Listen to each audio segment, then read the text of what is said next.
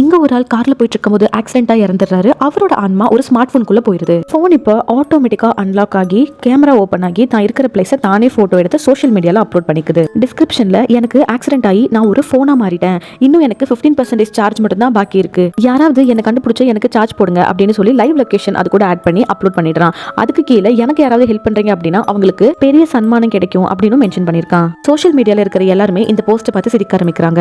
அடுத்த நாள் போன் 3% சார்ஜுக்கு வந்துருது. அடுத்த நாள் ரீன்சிங் அப்படின்ற ஒரு பையன் இந்த போனை காட்டுக்குள்ள இருந்து தேடி எடுத்துட்டு வீட்டுக்கு போய் சார்ஜ் போட்டுறான். சார்ஜ் ஆனதுக்கு அப்புறம் மொபைல் ஆட்டோமேட்டிக்கா அன்லாக் ஆகுது.